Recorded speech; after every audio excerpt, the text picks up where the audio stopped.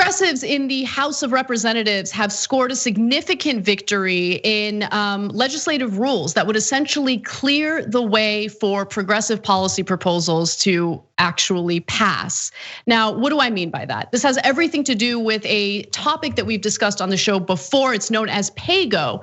And what PAYGO would do, it would hinder the possibility of bold progressive policies from passing, because essentially it would force the lawmakers proposing it to account for the funding of that bill by cutting funding to other programs or finding ways to pay for the program as you go. Now, that's a difficult thing to do with legislation like, let's say, the Green New Deal or Medicare for All.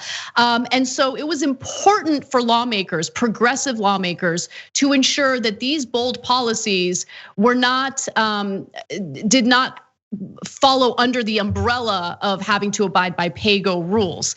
And so they managed to get what they wanted. And the way that this language is written is incredibly broad, which means that this will likely apply to any policy proposal that we feel strongly about at the moment. So just a little bit of background on PAYGO, because I think it's important to understand how this all worked. PAYGO really came about following the Reagan administration. There was an explosion in spending, deficit spending specifically. And of course, Democrats started to panic about deficit spending, which is why they first implemented it then.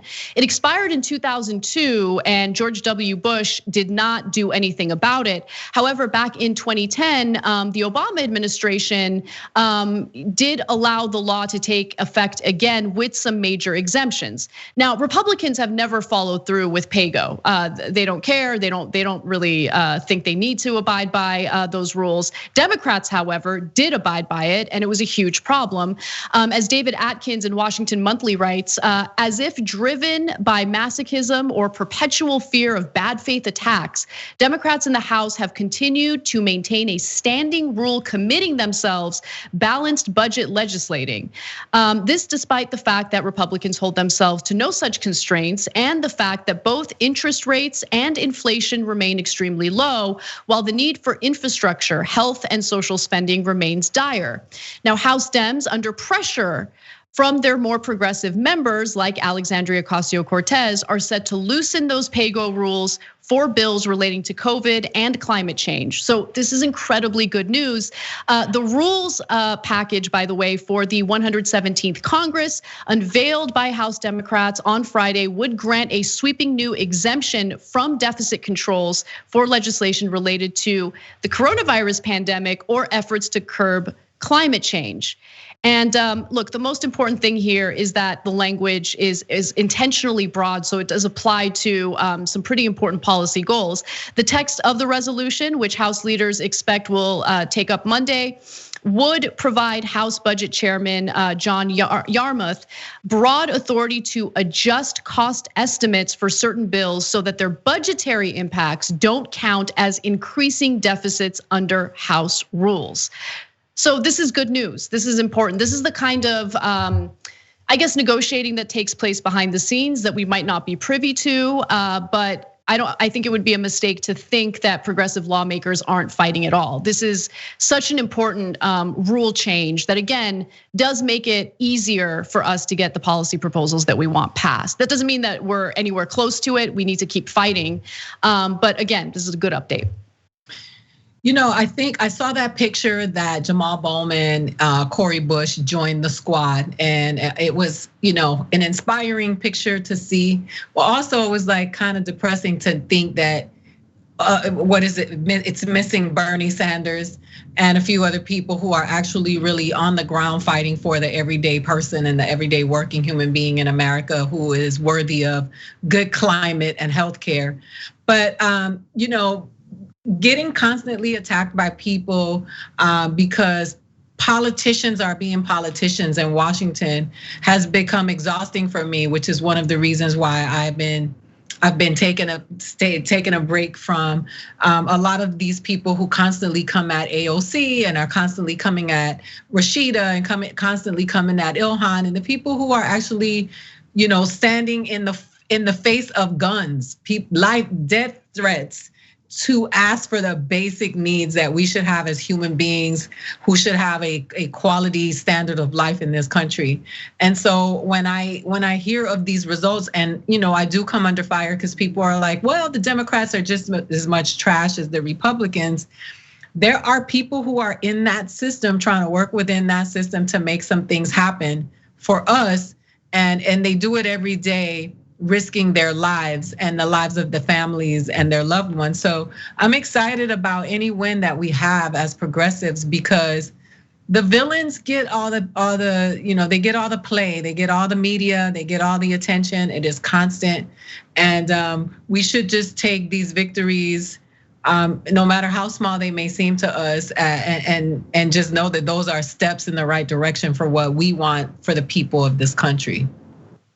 Yeah, and I think that it's important to hold politicians accountable regardless of where they fall on the ideology spectrum. So I don't think that members of the squad are immune to any criticism or critique. However, I also think that it's important to both think about how we can use, let's say, political theater or pressure to persuade these progressive lawmakers to maybe fight a little harder when we feel like they're not. But there's the other side of it, which, to be quite honest with you, personally speaking, is not my favorite part, which is the power building. And I'm not even just talking about organizing, which is super important, but the electoral politics matter. Structural politics matters, right? So it's important to understand what kind of roadblocks stand in our way in passing progressive policy proposals. I think it's also important to learn from how the Republican Party was able to accumulate power following FDR, because obviously they despise what FDR did with the New Deal. They wanted to essentially dismantle that and undo it, and they've been fighting on that ever since. But if you pay close attention, what did they do? They focused their energies on ensuring that they got conservative federal judges appointed and confirmed. Obviously, the same with the Supreme Court. In this case, I think it's important to also look at the certain congressional rules that are standing in the way. And then the other thing to focus on is, look, I get the frustration toward the Democratic Party. I mean, I feel it in my bones. And when we hear rhetoric like, oh, there's no difference between Democrats and Republicans. Well, it depends on what we're talking about. If we're talking about their treatment toward corporations, I think that they are actually incredibly similar. They have similar donors. There's no question about that, which is why money in politics is a problem. But then when you look at other issues, like take a step back, really, do you think that the Democratic Party is going to actively attempt to dismantle our electoral process to ensure that a Democrat stays in power in the executive branch? These are serious questions, and I think that we need to be precise in the arguments that we're making. And everyone's angry, I get it, I'm angry, but anger can usually cloud your judgment and lead to pretty bad decisions. We gotta vote strategically, we gotta think about politics structurally and what we can do to change it to our advantage. And we need to find ways to effectively push progressive lawmakers to do what we need them to do in representing us. And we need to increase that progressive voting bloc. And I'm really happy that we did that during this past election cycle with people like Cori Bush and Jamal Bowman. Yeah, I just want to say this because I did come under fire, and I don't dignify some of the people on Twitter who are gunning and coming from their anger, their sexism and their racism that they're unaware of because they consider themselves progressives. The truth of the matter is, and I stand by this, is that when you talk about AOC and you talk about Rashida Tlaib and Ilhan and you talk about Ayanna, we have to be honest about the fact that sometimes they're held to a higher standard because they are women of color. And it is not their job to save the United States of America. Yes, they can be criticized. I will be the first one to say, I don't like when you do that and I don't appreciate it. But I'm not gonna stand by a bunch of white dudes who call themselves progressives because they believe in climate change, coming for women of color and attacking them, expecting them to do things that white men have not done for decades in this country. And now you want to put it on the shoulders of a woman that's merely 30 years old to come and save your ass. So yes, I stand by that. And that does not mean that AOC and any of them are beyond being criticized and being held accountable. But those of us who are people of color can see the racism, and the women can feel the sexism from these angry dudes who feel like they can just come at us that way.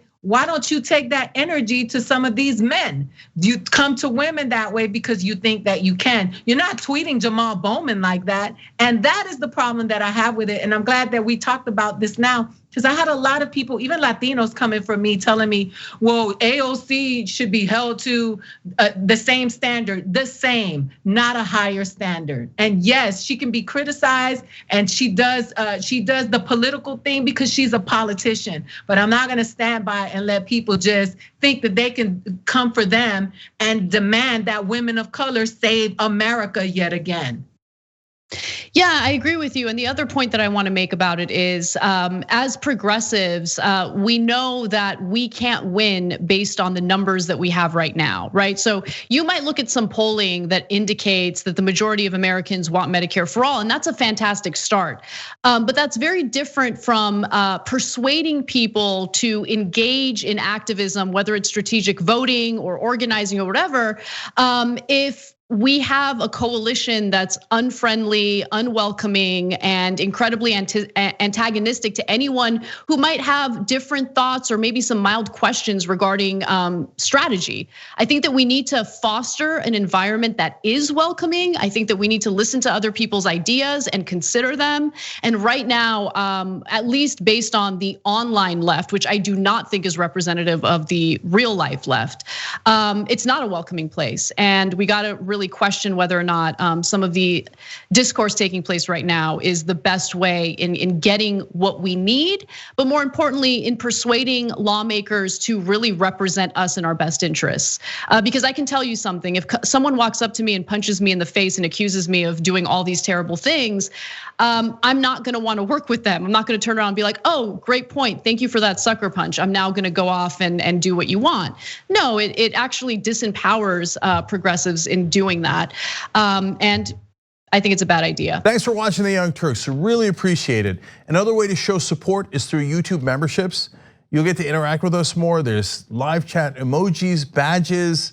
You've got emojis of me, Anna, John, JR. So those are super fun. But you also get playback of our exclusive member-only shows and specials right after they air.